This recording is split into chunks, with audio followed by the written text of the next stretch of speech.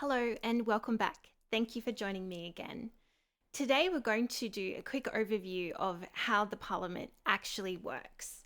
There are two houses, the House of Representatives, which is known as the lower house, and the Senate, which is known as the upper house. So the House of Representatives, which is the lower house, it's green in colour. It has 151 members. So how these members are chosen is that the country is divided up into electoral divisions so that each division has roughly the same number of people. So the land size varies, but the population of each electoral division is the same. So these are the people that you vote for on the smaller, usually green ballot paper. And these members serve for 3 years in Parliament as your representative. So it is the House of Representatives that forms government. So this is where the political parties come into play. In order to form government, the party has to get at least 76 members elected into the House of Representatives, which gives them the majority and therefore control of the House of Representatives, which means they have formed government. It also means that the leader of their party is the person who becomes Prime Minister. So we don't vote on the Prime Minister. The party that has formed government, whoever their leader is the Prime Minister. So this is just a quick look at the House of Representatives as it is right now. So you can see that the government has 78 members. So that is the Australian Labor Party. They got over the 76 number, so that's why they were able to form government. So they're here in the darker green. The opposition, so they didn't get 76 members. They only have 55 members altogether. So that's why they are in opposition and that they are not in government. So the opposition is currently made up of the coalition, which is the Liberal Party of Australia, the Liberal National Party of Queensland, and the Nationals. And there are also some what we call crossbenchers. So they are the minor parties and independents. So they are made up of the Greens, Centre Alliance, Katter's Australian Party, and 12 independents. So that image is supplied by the Parliamentary Education Office. So the Senate is the upper house, red in colour, and it consists of 76 senators. This is made up of 12 senators from each state and 2 senators from each of the ACT and the Northern Territory. So we elect senators on the really large ballot paper that you see on election day. The main role of the Senate is to review and keep check of the government. So it performs a really important function in scrutinizing what the government is doing, which is why I really would like to get elected into the Senate, because I think I would be really good at that.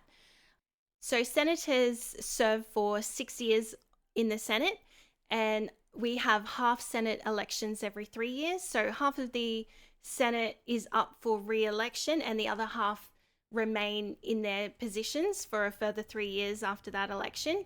This just ensures consistency, just have people on the ground know what's been happening. So now we're going to have a look at the makeup of the Senate as it stands today. So the government, which is the Australian Labor Party, they have 25 senators, and the opposition has 30 senators. So they actually control the Senate because they have more. There's also a lot more minor parties. So we've got the Australian Greens have 11 senators. One Nation has 2, Jackie Lambie has 1, United Australia Party 1, Australia's Voice 1, People's First Party 1, and 4 independent senators. So that is the current makeup of the Federal Senate, and this image is supplied by the Parliamentary Education Office. You can see it on their website. The main function of the Parliament is to pass laws, make laws. So bills have to be passed by both the House of Representatives and the Senate in order to become a law. I am going for one of the 6 Senate positions that will be up for election for New South Wales. I am a 100% total independent. This is really important because when you think about it, who would you rather scrutinise the government? A member from one of the major parties or someone who's totally independent, who would seek independent advice, who would seek community consultation before making any decisions? Someone who doesn't have any allegiance to any of my donors because I don't have any, and someone who doesn't have to follow the wishes of the party. I can act totally independent. So my allegiance is not to a party. My allegiance is to you, the people who have elected me, as a total independent. I think this means that our Senate would function really well and serve the purpose that it was designed to serve. So that is a really quick overview of how the House of Representatives and the Senate works. If you have any questions, please pop them in the comments below and I will try and answer them for you.